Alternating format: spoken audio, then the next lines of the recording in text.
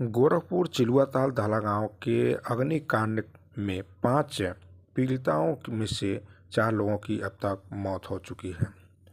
बीते दिनों ब्रिजेश की पत्नी मधु की भी मौत हो गई है। नमस्कार, आप देख रहे हैं खबर है पक्की। चिलुआताल थाना क्षेत्र अंतर्गत आने वाले दहला गांव की खबर है, जहां पर एक दर्दनाक हादसा हुआ है, जिसमें एक ही परिवार के 5 लोगों को आग के हवाले कर दिया गया था और घर के ही परिवार के किसी बड़े और बेरहमी सदस्य के द्वारा। पूरा मामला क्या है, विस्तार से जानते हैं। 4 दिसंबर को इस घर में शादी हुई थी और इस घर में शादी होने के बाद से 5वीं तारीख को यहाँ पर नई नवेली दुल्हन आई थी। उसके 10 दिन बाद लगभग 14 तारीख की एक बड़ी दर्दनाक घटना घटती है।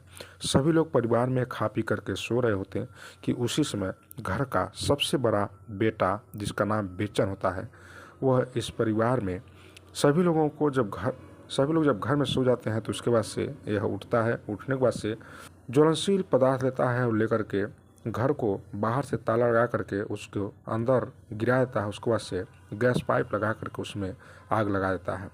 इस आग के चपेट में इसके 2 छोटे भाई हैं, ब्रिजेश और अरविंद, और इनकी पत्नी हैं मधु और माला और रिद्धि। इनकी ये तमाम लोग हैं जो इस घर में बंद है और आग लगा देता है बाहर से। ये 5 लोग इस आग के चपेट में आ जाते हैं और झुलस जाते हैं। इसके बाद से इन लोगों के इलाज चलते हैं। इलाज के उस दिन से इलाज चलता है, लगभग उसी के 4-5 दिनों बाद जो नवविवाहिता माला होती हैं, जो अरविंद की पत्नी है, उनकी मौत 20 दिसंबर को हो जाती है।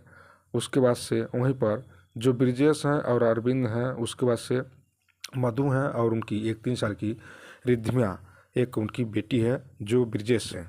यह चारों लोग हॉस्पिटल में भर्ती होते हैं और इसके एक दिन बाद जो है 21 दिसंबर को ब्रिजेश अरविंद, ये दोनों भाई एक ही साथ इनकी भी मौत हो जाती है आगजनी के वजह से।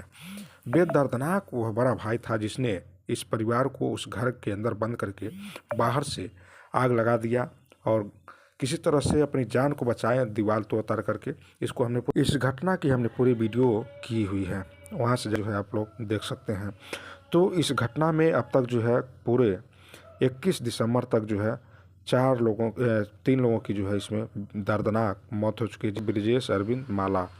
और अब आपको बता देते हैं, जो ब्रिजेश हैं, जिनकी पत्नी है मधु, वह 27 दिसंबर यानी बीते दिनों जो है उनकी भी दर्दनाक मौत हो गई है इस आगजनी कांड में।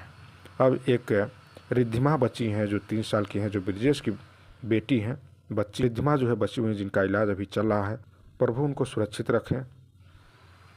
और इस आगजनी में जो अपराधी है वह अभी तक पकड़ा नहीं गया है, ऐसा जो है बताया जा रहा है।